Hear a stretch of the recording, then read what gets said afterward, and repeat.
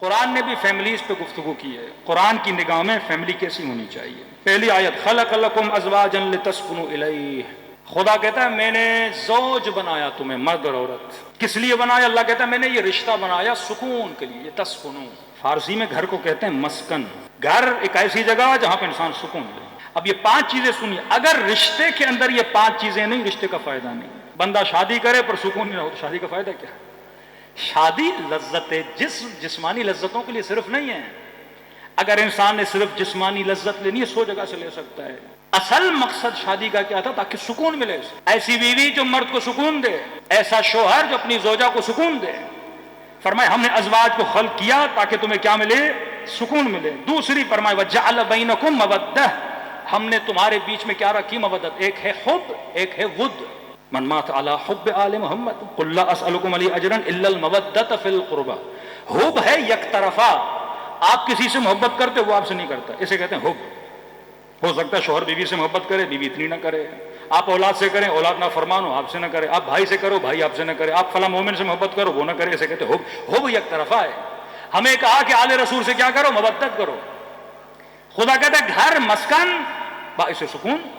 دوسرا کہتا ہے وجعل بینکم، ہم نے تمہارے بیچ میں کیا رکھا؟ مودت رکھی. ود کہتے ہیں محبت دو طرفہ. وہ گھر کامیاب ہے جس میں دو طرفہ محبت ہو. یہ نہیں کہ آپ محبت کرو اگلا بندہ آپ سے محبت نہیں. تیسری چیز وجعل بینکم مودۃ ورحمہ، مودت بھی رکھی. اور خاندان اور گھر وہ ہوتا ہے جس کے اندر رحمت ہو. 3 ورڈ آ گئے، حب، ود، رحمت. مطلب ایک خاندان کے اندر محبت ہو. محبت کا مطلب آپ کا چھوٹا بھائی آپ کا احترام نہیں کرتا لیکن آپ اسے محبت کرو، چھوڑو نہیں. ماں دیکھ رہی ہے اولاد نافرمان ہے، کوئی بات نہیں، ماں محبت نہیں چھوڑے گی. ہاں ایک مرتبہ خاندان بہت اچھا، اس کے اندر مودت بھی ہونی چاہیے. اگر دیکھو ماں محبت کر رہی ہے تو جواب کس سے جانا چاہیے؟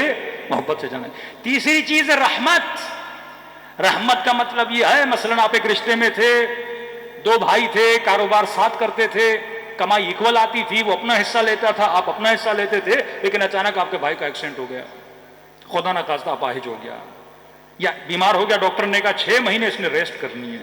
اللہ کہتا ہے اب اس فیملی کے اندر رحمت بھی ہونی چاہیے. پھر 6 مہینہ اسے کھلاؤ کیونکہ تیرا بھائی ہے. 6 مہینہ اپنی بہن کے بچوں کو پالو کیونکہ وہ یتیم ہو گئے ہیں. فیملی تب بنتی ہے جب اس کے اندر رحمت ہو. اگر وہ نہیں کما پا رہا تو اس کی مدد کر. اگر وہ تجھ سے محبت کرتا تو اس کے ساتھ بدلے میں کیا کر؟ مودت کر. چوتھی چیز فرمایا قرۃ اعین، جعلنا من ازواجنا وذریاتنا قرۃ اعین. قرۃ اعین کہتے ہیں آنکھوں کی ٹھنڈک. اس مہینے میں ماہ محرم میں تقریباً 2 محرم کو جناب زکریا نے دعا کی، اے خدا مجھے ایک بیٹا عطا کر. علماء فرماتے ہیں ماہ محرم میں حضرت زکریا کی نیت رکھ کے جو صاحبان اولاد نہیں ہیں وہ دعا کریں کہ خدا ہمیں حسین کے صدقے میں کیا عطا کر؟ اولاد عطا کر. اور خدا نے حضرت زکریا کو جناب یحییٰ عطا کیا تو کہا کہ یہ میرے لیے کیا ہے؟ قرۃ اعین ہے، آنکھوں کی ٹھنڈک. وہ خاندان جس کے اندر اولاد کیا ہو؟ آنکھوں کی ٹھنڈک ہو. 5ویں چیز فرمایا ہن لباس لکم وانتم لباس لہن. رشتہ تب بنتا ہے جب یہ ایک دوسرے کا کیا بنے؟ لباس بنے. شوہر بیوی کا لباس، بیوی شوہر کا لباس. اب لباس کی مثال کیوں دی؟ کوئی اور مثال دیتا قرآن مجید، لیکن یہ قرآن حکمت کی کتاب ہے. اللہ نے کون سی مثال دی؟ لباس. لباس انسان کے لیے باعث زینت ہے. آپ لباس کیوں پہنتے ہیں؟ کیونکہ آپ اس سے خوبصورت لگتے ہیں، جینٹل مین لگتے ہیں. اچھا لباس پہنیں گے، گندا لباس پہنیں گے آپ برے لگیں گے. فرمایا بیوی شوہر کا لباس، شوہر بیوی کا لباس. یہ گھر تب بنتا ہے جب ایک دوسرے کے لیے کیا بنو؟ باعث لباس بنو، ایک دوسرے کی خوبصورتی کا باعث بنو. دوسری چیز لباس کیا ہے؟ اگر گرمی کا موسم ہے تو میں نے نازک ابا پہنی ہوئی ہے. اگر موٹی ابا پہن کے آؤں تو کہیں گے مولانا نے لباس مناسب نہیں پہنا. کل میں سویٹر پہن کے آ جاؤں کہیں گے مولانا ہو سکتا ہے کوئی مسئلہ ہو گیا ان کے ساتھ کہ اتنی گرمی میں سویٹر پہن کر آ گئے ہیں. تو لباس متناسب بفصل، متناسب ہوتا ہے موسم کے ساتھ. اگر گرمی کا موسم ہے تو لباس نازک، اگر سردی کا موسم ہے تو لباس گرم ہونا چاہیے. اب رشتے یہ صرف میاں بیوی کی بات نہیں ہے، ہر رشتہ بھائی بہن ماں بہن. اب اچانک بیوی بہت غصے میں تو یہاں شوہر کو ٹھنڈا ہونا چاہیے. ہاں گرم موسم لباس ٹھنڈا. شوہر گرم ہو گیا، غصے کے اندر آ گیا، بیوی کو کیا ہونا چاہیے؟ ٹھنڈا ہونا چاہیے. جوان بیٹا 14 سال کا 15 سال کا غصے میں آ گیا، باپ کو ٹھنڈا ہونا چاہیے. یہاں پہ جتنا اپنی نسلوں کے ساتھ غصہ کرو گے، جوان کی تربیت صحیح نہیں کرو گے، یہ کیا بنے گا؟ جا کے ضدی بنے گا. اسلام تربیت کا پیغام دیتا ہے. ہمارے استاد معظم کہتے ہیں کہ ایک بچہ تھا. اب اسلام میں جماعت کا مثلا بڑا ثواب ہے. 5 6 7 مجلس اس پہ میں ذکر کروں گا. کہتے 6 سال کا بچہ صبح کی نماز اس کو نیند سے اٹھا کے گھسیٹتے ہوئے کہاں لے کے آ رہا ہے؟ مسجد میں لے کے آ رہا ہے. ابھی مسجد کے پیش ہم اس کو سمجھا رہے ہیں کہ نہیں نماز کی بڑی فضیلت ہے, ابھی سے سیکھے گا. اب بچے کے لیے نیند بڑی عزیز ہے, نیند سے بڑا پیار ہوتا ہے. اب آپ اس نیند سے اٹھا کے 7 سال 6 سال کا بچہ ہے, کس نے کا جماعت ملے گا؟ اسلام کہتا ہے 7 سال کے بعد تھوڑی سختی اور اس کو آہستہ آہستہ چیزوں کو سکھاؤ. یہ نہیں کہ اس چیز سے بیزار ہو جائے. کہتے ہیں مولانا واللہ یہ بچہ جب میٹرک اور انٹر میں آیا, اس نے پورے نمازیوں کا جینا مسجد کے اندر حرام کر دیا. کیونکہ باپ اس کو بچپنے میں زبردستی مسجد میں لاتا تھا. یہ نہیں کہ اسے سکھائے, مسجد کی محبت دل میں پیدا ہو. کہ ہم نمازی نماز پڑھتے تھے, وہ ایران میں کپڑا رکھتے ہیں جس میں سجدگاہیں ہوتی ہیں, کہ جیسے ہم اللہ اکبر کی نماز شروع کرتے تھے یہ کپڑا کھینچتا تھا سب کی سجدگاہیں, کبھی ادھر کبھی ادھر. کہ یہ سخت دشمن بن گیا. کس کا؟ مسجد کا. کیونکہ شعور نہیں, کیونکہ فکر نہیں کہ میں نے تربیت کیسے کرنی ہے. جوان گرم ہے, باپ کو پتہ ہونا چاہیے جوان کے اندر سیلف اسٹیم سیلف رسپیکٹ ہوتی ہے, اس کو لوگوں کے سامنے ذلیل نہیں کر سکتا. ڈانٹنا ہے تو کمرے کے اندر پتہ ہو کہ میں نے کس کو کس طرح سے تربیت دینا ہے. تو 5 چیزیں فرمائے, حب, رحمت, نور چشم اور لباس. لباس کا پتہ ہونا چاہیے کہ ہم نے کس طرح پہننا ہے. فرمایا دوسرا سوال لوگ کہتے ہیں کہ آخرت میں بھی فیملی ہوگی یا ہم آخرت میں اکیلے جنت میں جائیں گے؟ قرآن آخرت کی فیملی کا بھی ذکر کرتا ہے. یہاں پہ اگر اچھی فیملی رکھو گے تو آخرت میں بھی ود فیملی جاؤ گے. فرماتے قرآن میں سورہ طور 31 اور 23 الذین آمنوا مؤمنا واتبعہم الحقنا بہم ذریتہم. کہتے ہیں یہ ماں باپ جب جنت میں جائیں گے, اب باپ ہے ماں ہے, ان کا نمبر 100 نمبر ملا تو سیدھا جنت. لیکن بچہ مثلا بے نمازی تھا, بیٹی حجاب نہیں کرتی تھی, نافرمان تھے, گنہگار تھے, اب ان کی جنت میں انٹری نہیں ہو رہی. دیکھ رہے ہیں ہمارے بچے باہر ہیں یا مختلف عذاب میں مبتلا. اللہ کو کہیں گے پروردگارا یہ اولاد میرے دل کی چین تھی, ٹھنڈک تھی. ایک ہے یوم قیامت, یوم یفر المرء من اخیہ. جب حساب و کتاب ہوگا تو باپ بھی بیٹے سے بھاگے گا, بیٹا بھی بھاگ سے بھاگے گا, بہن بھائی سے بھاگے گی. حساب و کتاب ہے, کچھ مانگ نہ لے مجھ سے, کیونکہ میری جیب خود خالی ہے, میں اس کو کیا دوں گا. وہاں نفسی نفسی نفسی, ہر بندہ اپنے نفس کے پیچھے ہوگا کہ میں خود بچ جاؤں. لیکن جب جنت پہنچے اب ہوگا کہ بھائی بیٹے کا کیا ہوا, اب ہوگا بیٹی کا کیا ہوا. تو اللہ کو کہیں گے پروردگارا ہم چاہتے ہیں کہ ہمارے ساتھ آئے. تو آواز خداوند آئے گی ملائکوں کا الحقنا بہم ذریتہم.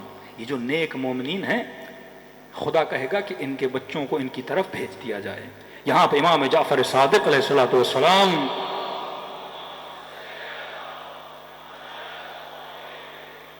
امام سے پوچھا گیا مولا یہ جو گنہگار بچے ہیں کیسے جائیں گے؟ کیا ان ماں باپ کا نمبر کم کیا جائے گا؟ ان کی نیکیاں بچوں کو دے کر اگر یہ 100 پر ہیں 10 نمبر بچوں کو دے کے پھر ان کو لایا جائے گا, یعنی ان کا مقام گھٹ جائے گا؟ امام نے فرمایا نہیں پروردگار عالم, کیونکہ یہ خود نیک تھے ان کی وجہ سے ان کے بچوں پر ارفاق کریں گے. کہیں گے تمہاری وجہ سے میں ان کے گناہ کو نظر انداز کرتا ہوں اور تمہارے بچوں کو کہاں پہ بھیج دیتا ہوں؟ جنت میں بھیج دیتا ہوں. اب جنت میں ان جنتیوں کا حال کیسا ہوگا؟ فرمایا اقبل بعضهم على بعض يتساءلون. جس طرح بعض فیملیز پارک میں جاتے ہیں ایک دوسرے سے باتیں کرتے ہیں, کہ اسی طرح یہ ایک دوسرے سے ملیں گے, آپس میں باتیں کریں گے. 2 فیملیز قرآن میں. پہلی فیملیز فرمایا قوا انفسکم واہلیکم نارا وقودها الناس والحجارہ. یہ اچھے لوگ, خود کو جہنم سے بچاؤ, اپنی نسلوں کو جہنم سے بچاؤ, اپنی نسلوں کو بدکاریوں سے بچاؤ. اور وہ جہنم جس کا وقودها الناس والحجارہ, جس جہنم کا ایندھن ہم پتھروں کو اور لوگوں کے بدن کو بنائیں گے, یہ ایندھن ہوگا, یہ پیٹرول ہوگا, یہ فیول ہوگا جہنم کا. جہنم کا فیول کوئی اور نہیں, یہ گنہگار انسانوں کا بدن ہے جو جہنم میں ڈالا جائے گا. اب فرمایا جس نے اپنے نسل کو اور بچوں کو جہنم سے بچایا وہ فیملی کون سی ہے؟ وہ کربلا میں موجود ہے, اصحاب امام حسین میں. مثال جناب یزید ابن سبیت بصرے کے رہنے والے ہیں. اللہ نے کئی بیٹے دیے لیکن 2 بیٹے ان کے ساتھ چلے. یہ نہیں کہ بیٹوں کو زبردستی کرتے, دعوت دی میں حسین کی مدد کے لیے جا رہا ہوں. 2 بیٹوں نے کہا بابا ہم آپ کا ساتھ دیں گے. چند لوگوں کے ساتھ مکے پہنچے, امام حسین کا ساتھ دیا, کربلا تک امام حسین کے ساتھ چلے. یوم عاشور اپنے بیٹوں کو جناب یزید ابن سبیت زیارت ناہیہ پڑھتے السلام علیک یا یزید ابن سبیت وعلی ولدی عبداللہ و عبید اللہ. یہ کون سلام کرے؟ فرزند رسول. ہمارے استاد کہتے ہیں جب کربلا میں جاتا ہوں, کہتے ہیں سارے لوگ امام حسین کے ذریعے پہ بڑا رش ہوتا ہے, جانا مشکل ہوتا ہے. تو کہتے ہیں مجھے پتا امام حسین کے پاس رش بہت ہے کیونکہ اتنے لوگ امام حسین کے پاس جا رہے ہیں. تو کہتے ہیں میں چلا جاتا تھا جناب یزید ابن سوید کے پاس اور کہا السلام علیکم یزید ابن سوید، تم پر سلام ہو، تمہارے دو بچوں پر سلام ہو. اب کا مولا حسین کے پاس رش بہت ہے، تمہارے پاس رش کم ہے. یہ بھی باب الحوائج ہے نا، اہل بیت نے اپنے اصحاب کو اپنا باب بنایا ہے، دروازے ہیں. تو میں نے کہا کہ امام حسین کے پاس رش بہت ہے، لوگ بہت گئے، آپ کیونکہ اصحاب امام حسین ہو تو یہاں رش کم ہے، تو میں اپنی حاجت آپ کے پاس لے کر آیا کیونکہ آپ مولا حسین کے قریب ہو، میری حاجت امام حسین تک پہنچا دو تاکہ اللہ میری دعا کو کیا کرے، قبول کرے. پھر کہتے میں ان کے لیے 2 رکعت نماز پڑھتا تھا اور خدا میری حاجت روائی کر دیتا تھا. یہ وہ جن پہ امام حسین کیا کریں، سلام کریں. نام یزید ہے، جب لعنت بھیجیں تو یہ بھی ذہن میں رکھیں وہ یزید کون ہے اور یہ یزید کون ہیں. کچھ ایسے بھی تھے ہمارے یہاں، جنگ کے کردار اور جنگ فکر و افکار ہے، انہوں نے قربانی دی. دوسری فیملی، ایک فیملی جس نے اپنے نفس کو بچایا، اپنی نسلوں کو بچایا اور جہنمی نہ بنے اور جنتی بنے، جیسے جناب یزید ابن سبیت ان کے بیٹے. دوسری فیملی ان الخاسرین الذین خسروا انفسهم واہلیہم، اللہ کہتا ہے بدبخت ہیں وہ لوگ جو خود بھی خسارے میں گئے، اپنی فیملیز کو بھی خسارے میں لے کر گئے. ان میں مثال ہے عمر سعد کی، اس کا بیٹا، جوان بیٹا، اس کا بدبخت کا بیٹا حفص، اب خود تو جہنمی بنا لیکن اپنے بیٹے کو بھی کربلا لے کر آیا. اور بیٹا بھی اتنا بدبخت کہ جب اس کا باپ کبھی ڈگمگا جاتا تھا کہ آگے بڑھوں کہ نہیں بڑھوں، یہ اپنے باپ کو اپریشیٹ کرتا تھا کہ آگے جاؤ. اور یہ وہ فیملی ہے جو جہنمی بنی. جناب مختار جب عمر سعد کے پاس ہے، یہ بستر میں لیٹ رہا تھا اور اس کو اپنے بستر میں ہی جناب مختار نے قتل کیا. جب اس کو قتل کیا تو اس کے بیٹے نے شور مچانا شروع کیا. اب حفظ جو اس کا بیٹا ہے، جناب مختار اس کا ماموں ہے، سگا ماموں ہے. جب اس نے شور مچانا شروع کیا کہ میرے ماموں ہوتے ہوئے تم نے میرے باپ کو مار دیا، تاریخ لکھتی ہے مختار نے اس کا بھی گلا کاٹ دیا. یہ شدت عقیدہ اور ولایت اہل بیت تو دیکھیں. بہن کا بیٹا ہے لیکن کہا نہیں، دشمن حسین ہے تو میرا تم سے کوئی رشتہ نہیں ہے. اب ایک جگہ سر پڑا ہے جناب یزید ابن سبیت کا اور اس کے 2 بیٹوں کا، عبداللہ اور عبید اللہ. تصور کریں دوسری جگہ پہ سر پڑا ہے عمر سعد کا اور اس کے بیٹے کا، حفص کا. یہ 2 فیملیاں ہیں، ایک جو جنت کی طرف روانہ ہوئے، دوسرے جو جہنم کی طرف بھیجے گئے. اگر مولا حسین کی مدد کرتا آج ان مجلسوں میں اس لائن پہ سلام بھیجے جاتے نا، دنیا یاد کرتی ہے اسے. لیکن اس نے خود کو کیا بنایا، جہنمی بنایا. کربلا یہ سکھاتی ہے کہ جنت کا راستہ کیا ہے، جہنم کا راستہ کیا ہے. ودن 3 ایئرز یہ مارا گیا، 3 سال کے اندر. 3 سال کی زندگی کے لیے اس نے حسین ابن علی کو چھوڑا. تو میرے عزیز، کربلا عاشورہ سازی، کربلا فیملیوں کی اصلاح، کربلا سماج کی اصلاح، کربلا ہمت، کربلا شجاعت کا نام ہے.